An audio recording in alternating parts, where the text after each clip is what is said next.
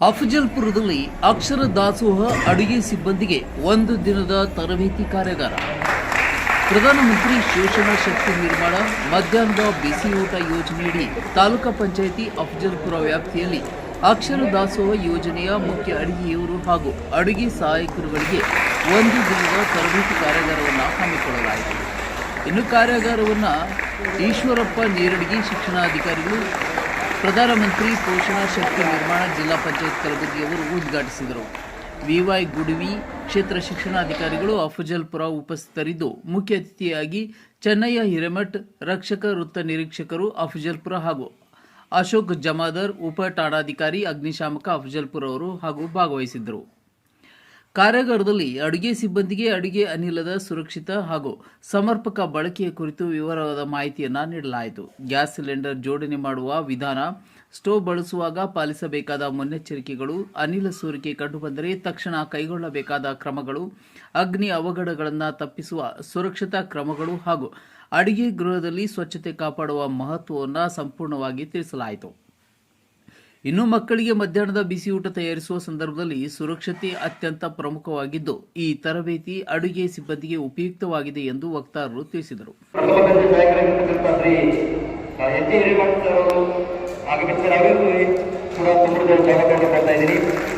ಅದೇ ರೀತಿ ಈ ಒಂದು ಕಾರ್ಯಕ್ರಮದಲ್ಲಿ ಪ್ರತ್ಯಕ್ಷ ಮತ್ತು ಪರೋಕ್ಷವಾಗಿ ನಮ್ಮೊಟ್ಟಿಗೆ ಇರತಕ್ಕಂಥ ಎಲ್ಲ ಮಹನೀಯರನ್ನ ಈ ಒಂದು ಕಾರ್ಯಕ್ರಮಕ್ಕೆ ತರಬೇತಿ ಕಾರ್ಯಾಗಾರಕ್ಕೆ ಸ್ವಾಗತವನ್ನು ಕೋರಿ ನನ್ನ ಸ್ವಾಗತ ಭಾಷಣ ಮಾಡ್ತೀನಿ. ಜೈ ಕರ್ನಾಟಕ. ಸಂದರ್ಭದಲ್ಲಿ ಶ್ರೀ ಉಮಾಪತಿ ರಾಜ್ ಸಹಾಯಕ ನಿರ್ದೇಶಕರು ಅಕ್ಷರ ದಾಸೋಹ ಸೇಡಂ ಹಾಗೂ ಬೀನಾಜಿ ಸೂರ್ಯವಂಶಿ ಸಹಾಯಕ ನಿರ್ದೇಶಕರು ಅಕ್ಷರ ದಾಸೋಹ ಆಳಂದ, ನಿಂಗಣ್ಣ ಸಣ್ಣಕ್ಕಿ ಸಹಾಯಕ ನಿರ್ದೇಶಕರು ಅಕ್ಷರ ದಾಸೋಹ ಅಫಜಲ್ಪುರ, ಕಲ್ಯಾಣ ಮ್ಯಾತ್ರಿ ಸಂಪನ್ಮೂಲ ವ್ಯಕ್ತಿ ರೇವೂರ್ ಬಿ ಇನ್ನೂ ಅನೇಕರು ಸೇರಿಕೊಂಡು ಬಿಸಿಯೂಟದ ಗುಣಮಟ್ಟ, ಪೌಷ್ಟಿಕ ಆಹಾರ ಹಾಗೂ ಆರೋಗ್ಯಕರ ಅಡುಗೆ ಕ್ರಮಗಳ ಕುರಿತು ಉಪನ್ಯಾಸ ನೀಡಿದರು. ಕಾರ್ಯಕ್ರಮದ ಅಂಗವಾಗಿ ಅಡುಗೆ ತಯಾರಿಕೆ ಸ್ಪರ್ಧೆ ಆಯೋಜಿಸಲಾಯಿತು. ಪ್ರಥಮ ಸ್ಥಾನವನ್ನು ಸರ್ಕಾರಿ ಹಿರಿಯ ಪ್ರಾಥಮಿಕ ಶಾಲೆ ಸಿದ್ದನೂರು, ದ್ವಿತೀಯ ಸ್ಥಾನವನ್ನು ಸರ್ಕಾರಿ ಹಿರಿಯ ಪ್ರಾಥಮಿಕ ಶಾಲೆ ಅಂಕಲಗ ಹಾಗೂ ತೃತೀಯ ಸ್ಥಾನವನ್ನು ಸರ್ಕಾರಿ ಪ್ರೌಢಶಾಲೆ ಗೊಬ್ಬರಬಿ ಪಡೆದುಕೊಂಡವು.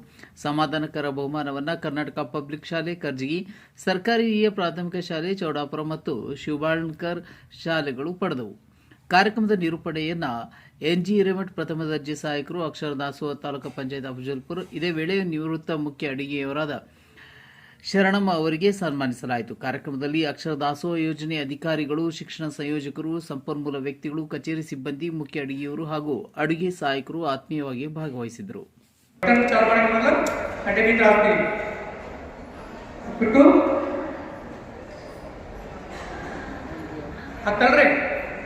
ಅವ್ರು ಬರಲಿಲ್ಲ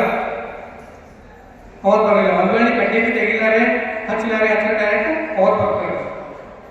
ಮಾಡಬೇಕು, ಯಾವ ಥರ ರೆಗ್ಯುಲೇಟರ್ ಹಾಕಬೇಕು, ಆ ರೆಗ್ಯುಲೇಟರ್ ಒಳಗೆ ವಯಸ್ಸರ ಆದಾಯ ಚೆಕ್ ಮಾಡಬೇಕು. ಇನ್ನೊಂದು ಗ್ಯಾಸ್ ಒಳಗೂ ಇರ್ತಾರೆ ಬ್ಯಾಕ್ ಸೈಡ್ ವಯಸ್ಸರ ಆದಾಯ ಚೆಕ್ ಮಾಡ್ಕೊಂಡು ನಾವು ಸ್ವಲ್ಪ ಕೊಡ್ತೀನಿ ಕೊಡ್ರಿ. ಬರ್ಲಾ ಕೊಡಬಾರ್ದು. ಮತ್ತೆ ಗ್ಯಾಸ್ ಯಾವ ಥರ ಯೂಸ್ ಮಾಡಬೇಕು, ಗ್ಯಾಸ್ ಯಾವಾಗಲೂ ನೀವು ಮನೆಯಲ್ಲಿ ಅಡ್ಡ ಮಲಗಿಸಿ ಯೂಸ್ ಮಾಡಂಗಿಲ್ಲ. ಈ ಗ್ಯಾಸ್ ಸಿಲಿಂಡರ್ಗಿಂತ ಒಲಿ ಏನದ ಹೈಟ್ ಇರಬೇಕು. ಯಾಕೆ ಹೈಟ್ ಇರಬೇಕಂದ್ರೆ ಈ ಗ್ಯಾಸನ್ನು ಹೈಟ್ ಯಾಕೆ ಆ ಥರ ಮಾಡೋದಂದ್ರೆ ಗ್ಯಾಸಲ್ಲಿ ಹೋಗೋದು ನಿಮ್ಗೆ ಲೀಕೇಜ್ ಆದ್ರೆ ಒಂದೊಂದ್ಸಲ 6 ತಿಂಗಳಿಗೆ ಒಂದ್ಸಲ ಪೈಪ್ನು ಚೇಂಜ್ ಮಾಡ್ಬೇಕು. ಭಾಳ ಜನ ಚೇಂಜ್ ಮಾಡಲ್ಲ.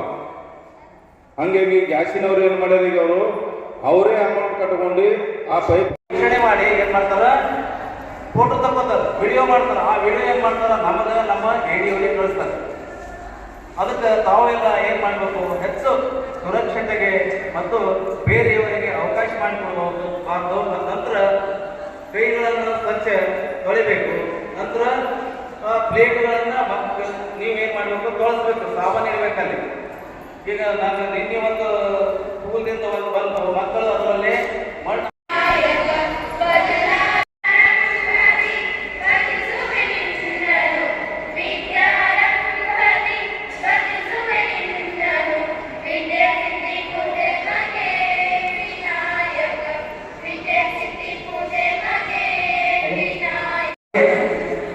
ಒಂದು ದಿನದ ತರಬೇತಿ ಕಾರ್ಯಕ್ರಮವನ್ನು ಇವತ್ತು ಹಮ್ಮಿಕೊಂಡಿದ್ದು, ಈ ಒಂದು ಕಾರ್ಯಕ್ರಮಕ್ಕೆ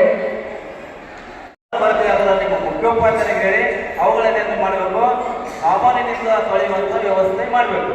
ಇನ್ನು ಮಕ್ಕಳು ಏನು ಮಾಡಬೇಕು, ಸಾಲಾಗಿ ಕುಳಿಸಿ ಏನು ಮಾಡಬೇಕು, ಊಟ ಮಾಡಿಸ್ಬೇಕು. ಆ ಒಂದು ಪದ್ಧತಿ ಪ್ರತಿಯೊಂದು ಶಾಲೆಯಲ್ಲಿ ಇರಬೇಕು.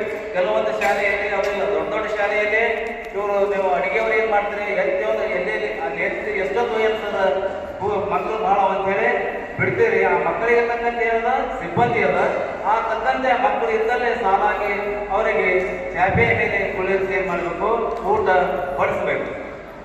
ಈ ರೀತಿಯಾಗಿ ತಾವೆಲ್ಲರೂ ಏನು ಅನ್ನದಾನಿದ್ರೆ ನಿಮ್ಮಂತ ಪುಣ್ಯವಂತರು ಯಾರೂ ಇಲ್ಲ. ಯಾಕಂದ್ರೆ ಎಲ್ಲಾ ಮಕ್ಕಳಿಗೆ ಮಾಡ್ತಾ ಇದ್ದೀರಿ, ಅನ್ನವನ್ನ ಬಡಿಸ್ತೀರಿ, ಅನ್ನದಾನೇಶ್ವರ ಇದ್ದೀರಿ. ಅದಕ್ಕೆ ತಾವು ನಿಷ್ಠೆಯಿಂದ ಒಳ್ಳೆಯ ರೀತಿಯಿಂದ ಕೆಲಸವನ್ನ ಮಾಡಿ ನಮ್ಮ ಇಲಾಖೆಗೆ ಯಾವುದೇ ರೀತಿಯಾದಂತಹ ದೂರುಗಳು ಬರದ ಹಾಗೆ ತಾವು ನೋಡ್ಕೋತೀರಿ ಅಂತ ಹೇಳಿ ಈ ಸಂದರ್ಭದಲ್ಲಿ ಆಶಿಸುತ್ತಾ, ನನಗೆ ಮಾತನಾಡಲು ಅವಕಾಶ ಮಾಡಿಕೊಡುವಂತ ನಮ್ಮೆಲ್ಲರಿಗೂ ವಂದಿಸುತ್ತಾ ನನ್ನ ಎರಡು ಮಾತು ಮುಗಿಸುತ್ತೇನೆ.